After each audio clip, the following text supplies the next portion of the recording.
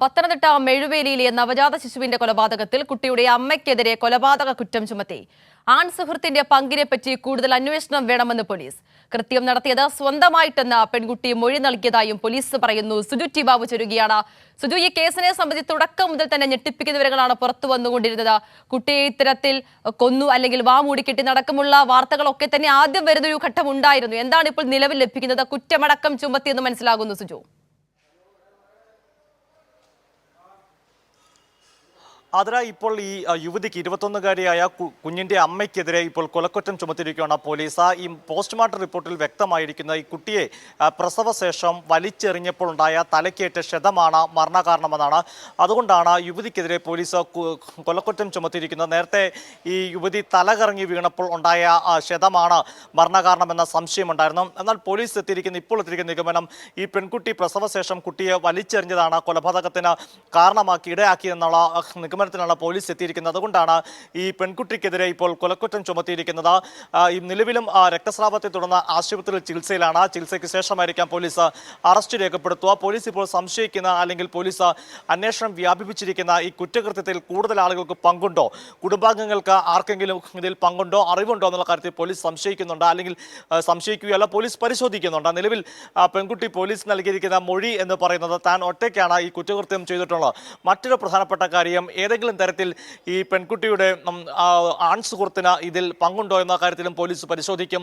പെൺകുട്ടി നിലവിൽ നൽകിയിരിക്കുന്ന മൊഴിയിൽ ഈ കുറ്റകൃത്യത്തിൽ ആൺ സുഹൃത്തിന് പങ്കില്ല എന്നാണ്. എന്നാൽ പോലീസ് ഇക്കാര്യം വ്യക്തമാകാൻ വേണ്ടി ഫോൺ സംഭാഷണ രേഖകൾ, മെസ്സേജുകൾ ഉൾപ്പെടെയുള്ള വിശദമായി ശാസ്ത്രീയ പരിശോധനയ്ക്ക് വിധേയമാക്കും. ഏതെങ്കിലും തരത്തിൽ ആൺ സുഹൃത്ത് ഇത്തരം ഒരു കുറ്റകൃത്യത്തിലേക്ക് പെൺകുട്ടിയെ നിർബന്ധിച്ചിട്ടുണ്ടോ, അതല്ല ആ കാര്യങ്ങളിൽ നിർദ്ദേശം നൽകിയിട്ടുള്ള കാര്യങ്ങളൊക്കെ വിശദമായി പരിശോധിക്കും. എന്നാൽ നിലവിലെ സാഹചര്യത്തിൽ ഇപ്പോൾ പെൺകുട്ടി മാത്രമാണ് ഈ കേസിൽ പ്രതിയായിട്ടുള്ളത്. എന്നാലും പോലീസ് ചികിത്സയ്ക്ക് ശേഷം അറസ്റ്റ് രേഖപ്പെടുത്തുകയും ചെയ്യും. ആതിര, സുജു, സമഗ്രമായിട്ടുള്ള അന്വേഷണത്തിനാണ് നീങ്ങുന്നത് എന്ന് വേണം മനസ്സിലാക്കാൻ. ഇത്തരത്തിൽ വാട്സ്ആപ്പ് ചാറ്റുകളടക്കം ഫോൺ കോളുകളടക്കം പരിശോധിക്കുന്നു. പ്രധാനമായും ഈ ആൺ സുഹൃത്തിന്റെ പങ്ക് അത് തന്നെയാണെന്ന് തോന്നുന്നു ഈ കേസിനെ സംബന്ധിച്ചേറെ പ്രധാനമെന്ന് പറയുന്നത്, ഒരു കാരണത്തിലേക്ക് നയിച്ചത് എന്ന് പറയുന്നത്.